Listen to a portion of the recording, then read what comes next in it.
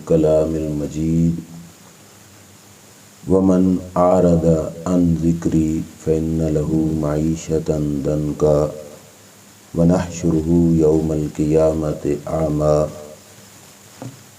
قال رب لم حشرتنی اعمی وقد کنت بصیرا قال کذالک اتتک آیاتنا فنسیتها فکذالک الیوم تنسی۔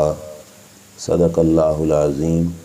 درود پاک پڑھیے۔ الصلاۃ والسلام علیک یا سیدی یا رسول اللہ وعلی آلک واصحابک یا سیدی یا حبیب اللہ۔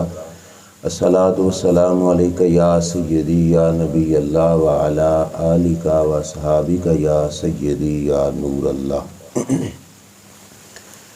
اللہ تعالیٰ جل شانہ کی حمد و ثنا اور اس کے پیارے حبیب سید المرسلین خاتم النبیین امام الانبیاء حضرت محمد مصطفیٰ صلی اللہ تعالیٰ علیہ وآلہ وسلم کی بارگاہ اقدس میں ہدیہ درود و سلام بصد ادب و احترام عرض کرنے کے بعد معزز سامعین السلام علیکم ورحمۃ اللہ وبرکاتہ۔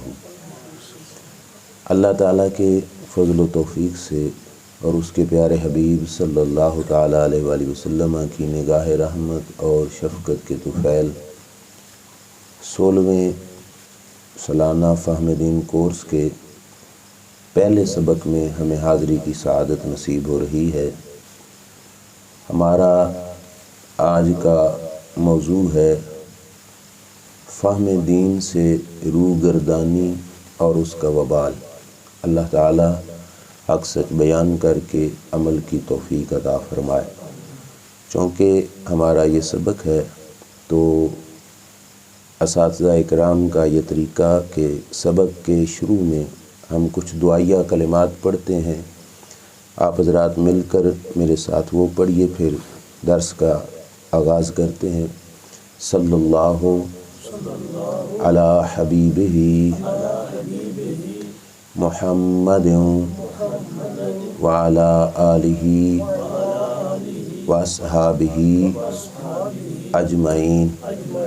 رب یسر ولا تعسر وتمم بالخیر وبک نستعین۔ یا فتاح افتح لنا ابواب العلم والحکمہ آمین۔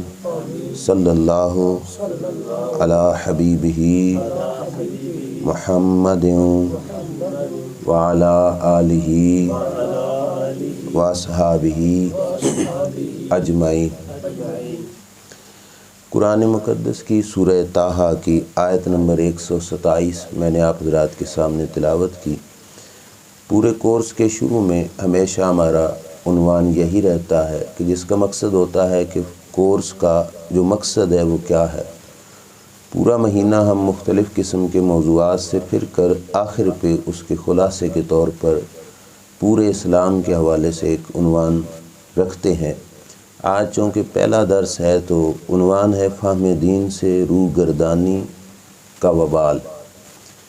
فہم دین سے مراد جو ہم نے اپنے کورس کو نام دیا، جس کا مطلب ہے دین کا سمجھنا۔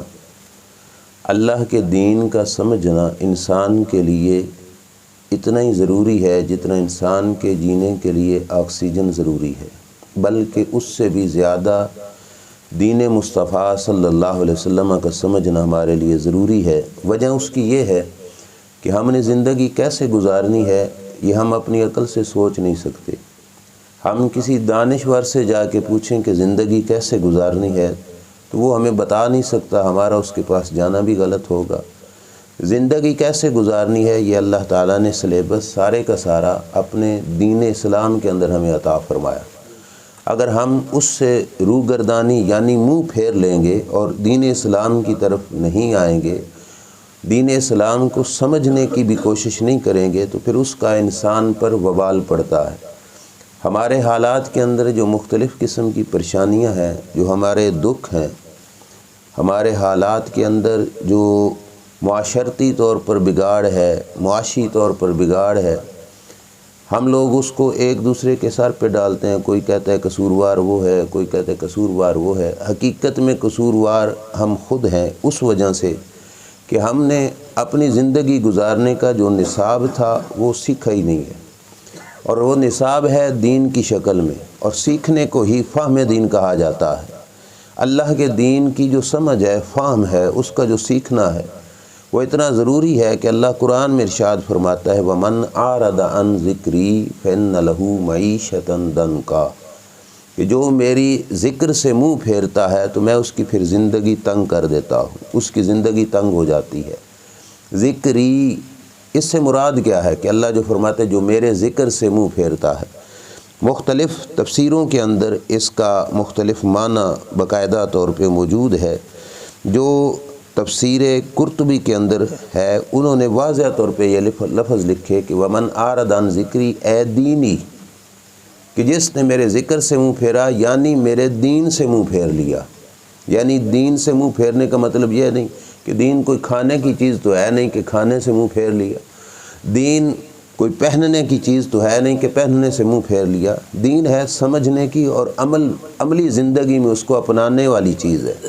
اب اس سے منہ پھیرنے کا مطلب یہی ہوگا کہ اس کو سمجھا ہی نہیں ہے اور اس کو اپنی زندگی میں اپنایا ہی نہیں ہے، تو نتیجہ کیا نکلے گا؟ اللہ کریم خود فرماتا ہے فَإِنَّ لَهُ مَعِيشَةً ضَنْكًا، اس کی زندگی تنگ کر دی جائے گی۔ دوسری تفسیر بیضاوی شریف کے اندر وَمَنْ أَعْرَضَ عَنْ ذِكْرِي کی جو وضاحت کی گئی اس کے الفاظ کچھ یوں ہیں وَمَنْ أَعْرَضَ عَنْ ذِكْرِي اے عَنِ الْهُدَىٰ الذَّاكِرِ لِي، کہ جس نے اس ہدایت سے منہ پھیرا جو ہدایت میرے بندے کو میری یاد دلانے والی تھی۔ اب وہ ہدایت کیا ہے؟ وہ سارے کا سارا دین ہی ہے۔ وَالدَّاعِی اِلیٰ عبادتی، جس نے اس سے منہ پھیرا جو میری عبادت کی طرف اس کو بلانے والا تھا، اس سے منہ پھیرا۔ اللہ تبارک و تعالیٰ یہ فرماتا ہے کہ اس بندے کی زندگی پھر تنگ کر دی جاتی ہے۔ اب یہ آیت کریمہ کا مفہوم سادہ سا میں نے آپ حضرات کے سامنے بیان کیا۔ دوسرا تفسیر ابن کثیر کے اندر بڑے پیارے انداز میں انہوں نے بیان کیا کہ وَمَنْ أَعْرَضَ عَنْ ذِكْرِي کا مطلب ہے وَمَنْ خَالَفَ أَمْرِي، جس بندے نے میرے حکم کی مخالفت کی، میرے آرڈر کو چھوڑ دیا اور میرے آرڈر کو ترک کر دیا۔ حکم کی مخالفت تب ہوگی کہ یا تو اسے پتہ ہی نہیں ہوگا کہ اللہ کا آرڈر کیا ہے، اللہ کا حکم کیا ہے، یا پھر حکم کی مخالفت یوں ہوگی کہ اس نے جانا سمجھا اور جان بوجھ کر اس کی مخالفت کر دی۔ اب یہ دو چیزیں اللہ کی یاد سے منہ پھیرنے میں آتی ہیں، کیا کہ اللہ کے حکم سے منہ پھیرا، اور اللہ کا حکم یہ ہے وہ سارے کا سارا دین ہے۔ اور جس نے دین سے منہ پھیرا، اور دین سے منہ تب پھیرے گا جب اسے دین کی سمجھ نہیں ہوگی، تو پتہ نہیں ہوگا کہ دین کہتا کیا ہے، تو اس سے منہ پھیرے گا۔ نتیجہ کیا نکلے گا؟ اللہ تبارک و تعالیٰ فرماتے ہیں أَعْرَضَ عَنْ ذِكْرِي، کہ جس نے میرے حکم سے منہ پھیرا وَمَا أَنزَلْتُهُ عَلَىٰ رَسُولِي، جو کچھ میں نے اپنے رسول پہ نازل کیا اس سے منہ پھیرا۔ اب اس کا مطلب بھی واضح ہے کہ وہ اللہ یہی فرماتا ہے جس نے دین سے منہ پھیرا، اور آگے فرماتا ہے أَعْرَضَ عَنْهُ وَتَنَاسَاهُ، کہ منہ پھیرنے کا مطلب ہے کہ جان بوجھ کر بھولا بن گیا۔ کہ آپ کسی شخص کو کام کہیں، وہ آپ کی آواز سن بھی لے اور جان بوجھ کے ظاہر یہ کرے کہ میں نے سنا ہی نہیں ہے، تو اسے یہی کہا جاتا ہے کہ جان بوجھ کے بھولا بن رہا ہے۔ ایک چیز کا اسے خبر ہے اور سننے کے باوجود، سمجھنے کے باوجود اسے بھولانے کی کوشش کرتا ہے۔ اللہ فرماتا ہے جس بندے نے دین کے پیغام کو بھلا دیا، کانوں تک آواز ضرور گئی لیکن اس نے اس کی طرف توجہ نہیں کی۔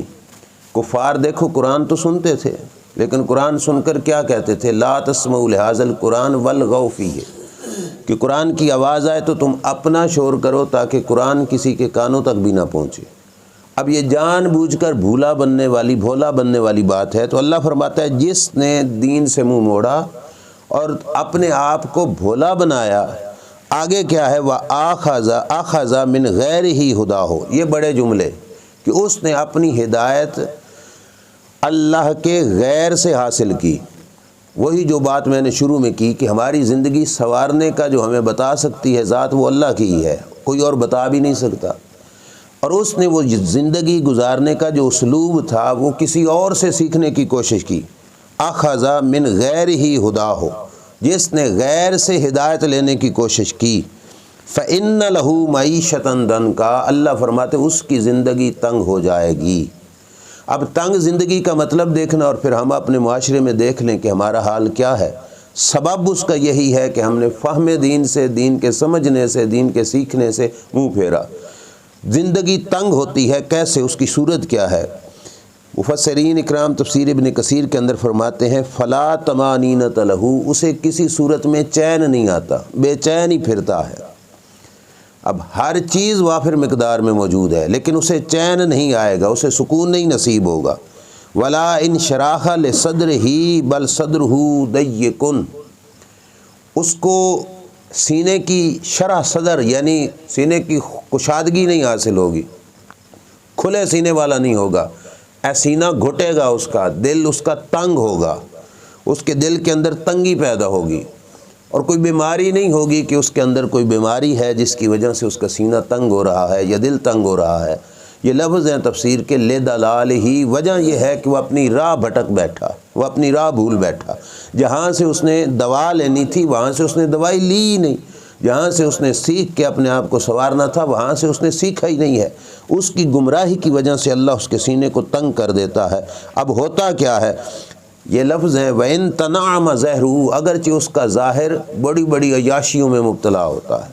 کیسے اس کا ظاہر عیاشیوں میں مبتلا ہوتا ہے کہ وہ لَبِسَ مَا شَاءَ، اس کا ظاہر عیاشی میں کیا کہ جو چاہتا ہے پہن لیتا ہے، وَأَكَلَ مَا شَاءَ، جو چاہتا ہے کھا لیتا ہے، وَسَكَنَ حَيْثُ شَاءَ، جتنی عالی شان بنگلے میں رہنا چاہتا ہے رہ لیتا ہے، اسے کوئی پابندی نہیں، کوئی روک ٹوک نہیں ہے، اس کے پاس سارے وسائل موجود ہیں، کھانے میں اس کی کوئی روک ٹوک نہیں، اس کے پہننے میں کوئی روک ٹوک نہیں، اس کی رہائش میں کوئی روک ٹوک نہیں، جو چاہتا ہے کھا لیتا ہے، جو چاہتا ہے پہن لیتا ہے، جو چاہتا ہے پی لیتا ہے، جو کچھ چاہتا ہے وہ اپنی رہائش گاہ بھی بنا لیتا ہے، لیکن اس کے باوجود اس کے دل کو سکون نہیں، اس کا دل تنگ ہے۔ فَإِنَّ قَلْبَهُ مَا لَمْ يَخْلُصْ إِلَى الْيَقِينِ وَالْهُدَى فَهُوَ فِي قَلْقٍ وَحَيْرَةٍ وَشَكٍّ۔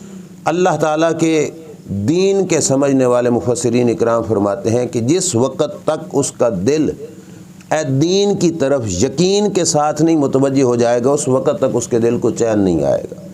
اب سکون کا متلاشی دنیا جہان کا ہر شخص ضرور ہے، لیکن سکون کی دولت کس میں ہے؟ دین کے سمجھنے میں ہے۔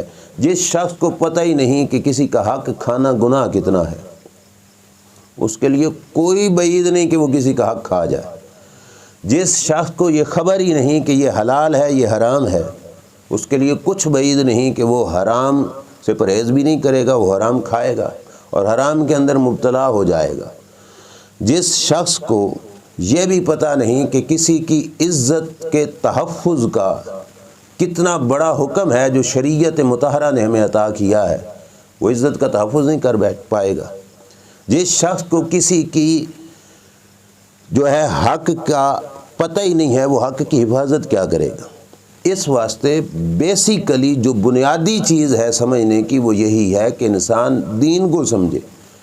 اسی لیے رب ذوالجلال جل شانہ نے فرمایا انما یخشی اللہ من عبادہ العلماء، کہ جس کو سمجھ زیادہ ہوگی اسی کو ڈر زیادہ ہوگا، جسے زیادہ سمجھ آ گئی اسے زیادہ خوف آ جائے گا، اور جسے زیادہ خوف آ گیا پھر اللہ تبارک و تعالی جل شانہ اس کے کردار کے اندر نکھار پیدا کر دے گا۔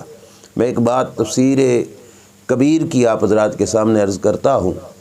وقت کے امام ہیں حضرت امام اعظم ابو حنیفہ رضی اللہ تعالیٰ عنہ، نام ہے نعمان بن ثابت، چوٹیوں کے امام ہیں، بڑے بڑے محدث امام بخاری جیسے جن کے شاگردوں میں شمار ہوتے ہیں، اتنے بڑے امام اور اتنا بڑا علم رکھنے والی شخصیت جن کو زمانہ امام اعظم یعنی بڑے امام کے لقب سے یاد کرتا ہے۔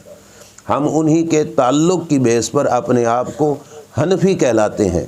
وہ امام اعظم ابو حنیفہ رضی اللہ تعالی عنہ گلی میں جا رہے ہیں، جیسے آج بارش کا موسم ہے، بارش کا موسم تھا اور بارش کے موسم کی وجہ سے ان کے جوتے پر کیچڑ لگ گیا۔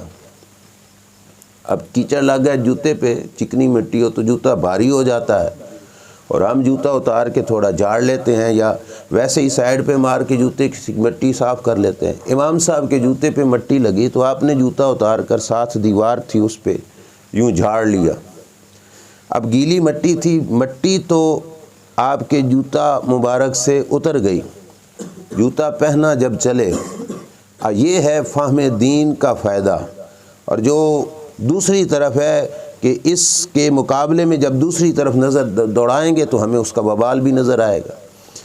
جوتا پہن کے چلنے لگے تو جو دین کا فہم تھا، دین کی سمجھ تھی، دین کا علم تھا، اس کی وجہ سے فوراً دل میں خیال آیا کہ ابو حنیفہ پرائے گھر کی دیوار گندی کر کے جا رہے ہو، وہ مالک تو اس سے بے خبر ہے کہ تم نے اس کی دیوار کو گندا کر دیا، لہٰذا اس کی دیوار کو صاف کر کے جاؤ۔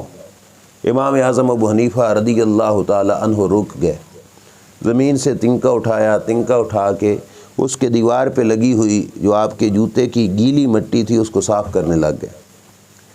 جس وقت صاف کیا تو آپ کو پتہ ہے اب صرف گیلی مٹی تو نہیں نہ اترنی تھی، کچھ نہ کچھ خشک مٹی اس کی دیوار کی بھی ساتھ گرنی شروع ہو گئی۔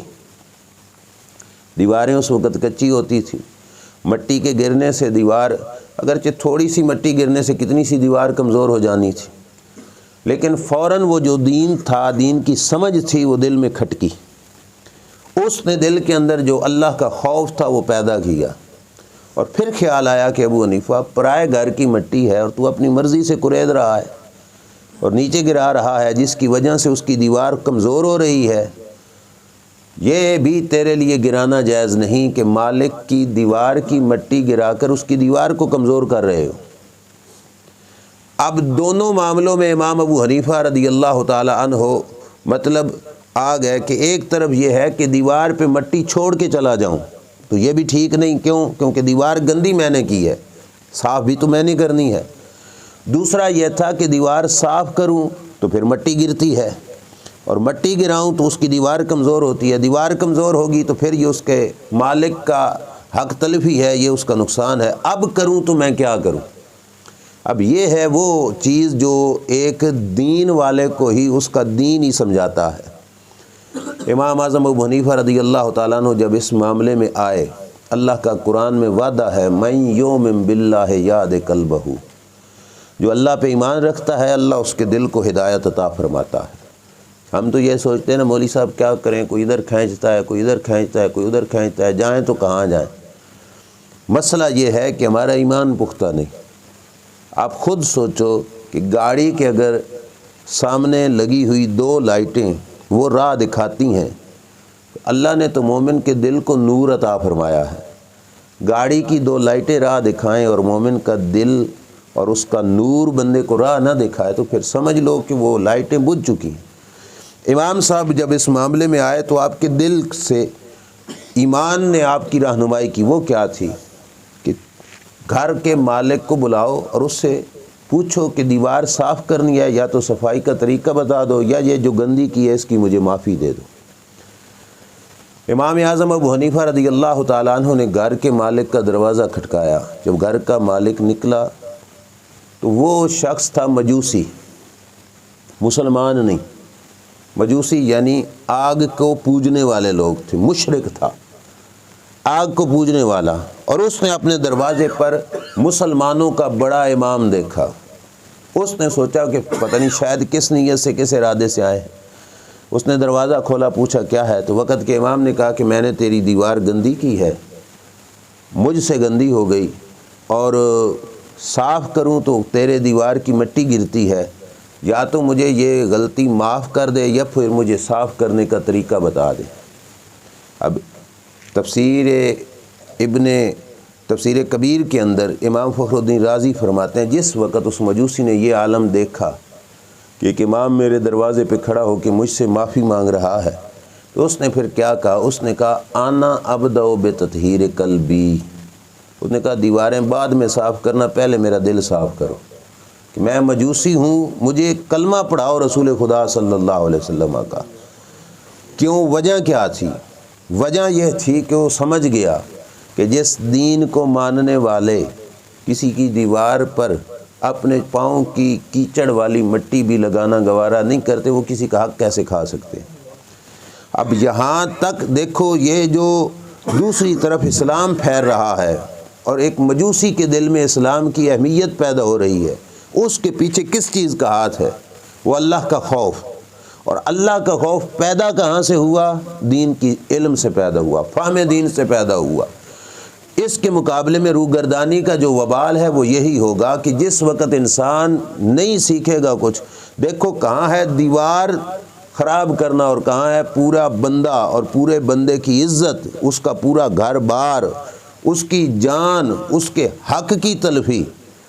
اب اتنا بڑا ظلم ہو کر بھی کسی کو اگر نہیں کچھ کھٹکتا تو اس کا مطلب یہی ہے کہ وہ دین سے دور جا چکا ہے، جس کی وجہ سے اسے اس چیز کا خوف، خطرہ اور ڈر محسوس نہیں ہوتا۔ یہ دین سے دوری کی جو وبال ہے اس کے اندر پہلی چیز ہے کہ اس کا زندگی تنگ ہو جاتی ہے، اور زندگی کے تنگ ہونے سے مراد یہ ہے کہ اس کے دل کے اندر سکون ختم ہو جاتا ہے، اور اللہ کریم جل شانہ اسے دنیا کے اندر بھی مشکلات کے اندر مبتلا کر دیتا ہے۔ اور ایک معنی جو رسول خدا صلی اللہ علیہ وسلم نے بیان کیا کہ معیشت دنکا سے مراد ہے کہ تنگ زندگی کا مطلب ہے کہ جب وہ قبر میں جاتا ہے تو اس کی قبر کی زندگی تنگ ہو جاتی ہے، قبر میں اسے اوکھا وقت گزارنا پڑتا ہے، ایک بات۔ اور دوسری چیز جو حضور کے صحابہ نے اپنے اقوال سے اس آیت کی تفسیر کی، وہ بھی بڑی توجہ سے سننا، کہ زندگی کے تنگ ہونے سے مراد یہ ہے نہیں ہے کہ رزق تھوڑا ہو جائے گا، رزق اسے ملے گا، لیکن رزق کے جتنے ذرائع ہوں گے سارے حرام کے ہوں گے، ناجائز ذرائع ہوں گے، وہ کوشش کر کے بھی اسے نہیں بچ سکے گا حرام کے رزق سے، جتنا بھی چاہ لے، جتنی بھی کوشش کر لے، جتنی بھی اپنی طرف سے اہتمام کر لے، ہر طرف سے اس کے رزق کے جو اسباب ہوں گے وہ حرام کے ہی ہوں گے، اس کے بغیر اسے رزق بھی نہیں مل سکے گا۔ یہ ہے کہ اس کی زندگی تنگ ہو گئی، اور یہ زندگی تنگ اس وجہ سے ہوئی کہ اس نے دین کا علم نہیں حاصل کیا، اور اس نے اللہ کی یاد سے، اللہ کے ذکر سے، اب مفسرین کے اقوال کے مطابق اس ذکری سے مراد دین ہے، کچھ نے کہا تلاوت قرآن ہے، کچھ نے کہا کہ قرآن مجید کے مطابق عمل کرنا ہے۔ جس وقت ایسا کرے گا تو اب اس کے دل کے اندر وہ تنگی پیدا ہو جائے گی، مطلب اس کے ذرائع حلال نہیں رہیں گے، وہ حرام کے ذرائع سے رزق کمانے کی کوشش کرے گا، جس کی وجہ سے الٹا اپنے آپ کو وبال میں ڈالے گا۔ تفسیر قرطبی کے اندر یہاں پہ دونوں چیزیں مذکور ہیں، وہی بات عرض کر کے میں اپنی بات کو سمیٹ لوں گا۔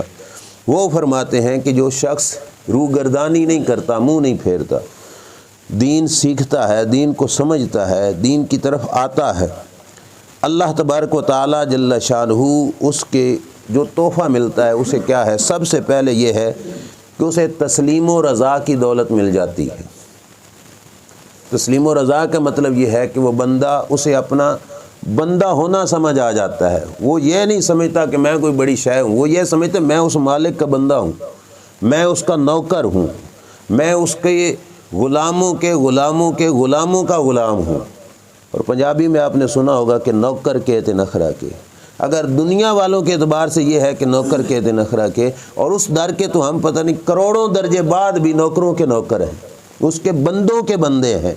ہم اس بارگاہ کے سامنے وہ پھر اپنی مرضی نہیں چلائے گا، اسے تسلیم کی دولت، تسلیم بڑی دولت ہے کہ انسان کے دل میں یہ کیفیت پیدا ہو جائے کہ میرا مالک میرے ساتھ جو بھی کر رہا ہے نا ٹھیک ہی کر رہا ہے، وہ میرے بارے میں بہتر سمجھتا ہے، اس نے مجھے جو آرڈر دیا وہ میرے لیے بہتر ہے، اس نے مجھے جو حکم دیا جس طرف چلایا وہ بہتر ہے۔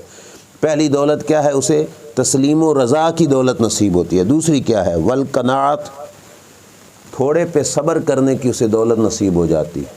بڑی چیز ہے یہ بھی اگر انسان کو نصیب ہو جائے تو، صرف روٹی دولت کے اعتبار سے نہیں، ہر اعتبار سے جس طرز میں بھی وہ اپنے آپ کو دیکھے گا کہ میں کسی سے ماڑا ہوں، اس پہ اس کے دل کے اندر افسوس یا حسد یا بغض یہ نہیں پیدا ہوگا، وہ اس پہ صبر کرے گا، وہ کہے گا ٹھیک ہے مالک نے جس حال میں رکھا ٹھیک۔ تیسری چیز والتوکل علیہ وعلی قسمتہ، اللہ کی ذات پر بھروسہ اور اللہ کی تقسیم پر بھروسہ اس کے دل میں پیدا ہو جائے گا۔ یہ فہم دین کا فائدہ ہوگا کہ اس کے دل میں آئے گا کہ اللہ ہی میرے ساتھ ہے، اور جہان پورا نہ بھی ہو اللہ کی ذات تو میرے ساتھ ہے، اور اللہ کی ذات پر بھروسہ کر کے وہ اپنے آپ کو مضبوط کر لے گا۔ اللہ کی تقسیم پر بھروسہ کر لے گا۔ اللہ کی تقسیم یعنی اللہ دی وانڈ، کہ جیسا اس نے بانٹ دیا، جس کو جس حال میں دے دیا اس پر راضی ہو جائے گا۔ یہ ذہن میں رکھنا، حسد آپ نے مشہور بات سنی ہوگی، اگرچہ حدیث ہے کہ نیکیوں کو ایسے کھا جاتا ہے جیسے آگ لکڑی کو کھا جاتی ہے۔ اور حسد پیدا کس وقت ہوتا ہے؟ جس وقت انسان اللہ کی تقسیم پر راضی نہیں ہوتا، فلاں کو اتنا زیادہ کیوں مل گیا، مجھے کیوں تھوڑا ملا، یہ حسد ہے۔ اور یہ حسد اسی وقت پیدا ہو جائے گا، اللہ کی تقسیم پر رضا نہیں ہوگی۔ جب اللہ کی تقسیم پر راضی ہو جائے گا تو حسد کی جو بیماری ہے وہ بھی ختم ہو جائے گی۔ اور آگے کیا ہے کہ جس وقت ایسی صورتحال پیدا ہوتی ہے تو فصاحبہ ينفق مما رزقہ اللہ تعالی، اللہ تبارک و تعالیٰ اس بندے کو جو کچھ بھی ملتا ہے وہ اللہ کی راہ میں خرچ کرتا ہے۔ صرف دولت یہاں پہ نہیں مراد، علم ملا تو وہ بھی اللہ کی راہ میں خرچ کیا، اسے شجاعت ملی اللہ کی راہ میں خرچ کر دی، اسے حلم اور حوصلہ ملا وہ بھی اللہ کی راہ میں خرچ کر، جو ملتا ہے وہ اللہ کی راہ میں صرف کرتا ہے، یہ اس کی دولت ہے۔ یہ ایک سٹیپ۔ اور دوسرا سٹیپ وہ کہ جس وقت وہ روح گردانی کر لیتا ہے تو اس وقت تفسیر قرطبی میں ہے کہ المورد عن الدین مستول علیہ الحرص، جو دین سے روح گردانی کرتا ہے اس پر لالچ غلبہ کر جاتا ہے، وہ لالچ کا بیمار بن جاتا ہے، لالچ اس کے سر پہ سوار ہو جاتی ہے۔ لا یزال یطمع الی ازدیاد من الدنیا، ہمیشہ وہ چاہتا ہے کہ میری دنیا بڑھتی رہے۔ اب وہ جس وقت اس حال میں ہوتا ہے فسلط علیہ الشح، اللہ تبارک و تعالیٰ جل شانہ کی طرف سے اس کے دل پر بخل مسلط ہو جاتا ہے۔ اور جس وقت بخل مسلط ہوتا ہے تو اب یقبض یدہ، وہ اپنے ہاتھ کو تنگ کرتا ہے۔ جس وقت تنگ کرتا ہے یہ نہیں کہ اس کے پاس کچھ ہے نہیں، وہ اپنے ہاتھ کو جب تنگ کرتا ہے یہی اس کی زندگی تنگ ہے۔ فَإِنَّ لَهُ مَعِيشَةً ضَنْكَا، اس کی زندگی تنگ ہو جاتی ہے۔ اور اللہ فرماتا ہے بروز قیامت ہم اس کا حشر کریں گے، کیسے؟ وَنَحْشُرُهُ يَوْمَ الْقِيَامَةِ أَعْمَىٰ، اندھا کر کے اسے قیامت کے دن اٹھائیں گے۔ اب اندھے کا معنی مفسرین نے ایک یہ کیا کہ اس کی آنکھیں نہیں ہوں گی، لیکن سارے حشر کے میدان میں نہیں، کبھی کبھی اللہ اسے دکھائے گا جس وقت عذاب کی صورتحال ہوگی، ہولناکیاں ہوں گی، تو اس کو پریشانی پیدا کرنے کے لیے اسے وہ کچھ دکھایا جائے گا، ویسے وہ اندھا ہوگا۔ اور ایک قول یہ ہے اس کے اندھے ہونے سے مراد یہ ہے کہ وہ حشر کے دن جیسے اندھا بھٹکتا پھرتا ہے، اسے ٹھڈے لگتے ہیں، ایسے اس کو کوئی راہ نہیں ملے گا کہ میں جاؤں تو کہاں جاؤں، یہ ہے اس کا اندھا ہونا۔ اور اپنے آپ کو بچانے کے لیے اس کے پاس کوئی دلیل نہیں ہوگی، جیسے اندھا دیکھو نا، ہم گلی میں جا رہے ہیں، ہمارے پیچھے کتا لگا، بھونکنے لگا، یا کوئی چور ڈاکو لگا، ہم اپنا دفاع کرتے ہیں، کوئی نہ کوئی روڑا اٹھایا، بھاگ گئے۔ اندھا کیا کرے گا؟ اسے کیا پتہ کہاں پہ روڑا ہے یا کہاں پہ نہیں، وہ بھاگے تو ہو سکتا ہے خود دیوار میں جا لگے۔ اندھا ہونے کا مطلب یہی ہے کہ بروز قیامت جب اللہ تعالیٰ اسے اپنی گرفت میں لے گا تو وہ اپنا کوئی جواب نہیں دے پائے گا، اس کے پاس کوئی دلیل نہیں ہوگی کہ میں اپنے آپ کو بچا سکوں۔ قال لما حشرتنی اعمی وقد کنت بصیرا، اللہ کی بارگاہ میں عرض کرے گا یا اللہ میری تو آنکھیں تھیں، اب حشر کے میدان میں مجھے اندھا کیوں اٹھایا؟ اللہ اسے یاد کرائے گا کذالک اتتک آیاتنا، میرا دین اسی طرح تیرے گھر بھی پہنچا، میری آیات تجھے سنائی گئی، میرا قرآن تجھے سنایا گیا، میرے دین کا پیغام تجھے سنایا گیا، فنسیتہا، تو نے سنا انسنا کر دیا، بھلا دیا، فکذالک الیوم تنسا، آج کے دن تیری بھی کوئی خبر نہیں لے گا، آج ہم تیری کوئی خبر نہیں لیں گے، تجھے اسی طرح چھوڑ دیں گے، تیری کوئی پرواہ نہیں کریں گے۔ اللہ تبارک و تعالیٰ یہی فرمائے گا کہ آج کے دن ہم نے تجھ سے یہی سلوک کرنا ہے کہ آج تیری خبر لینے والا بھی کوئی نہیں ہوگا۔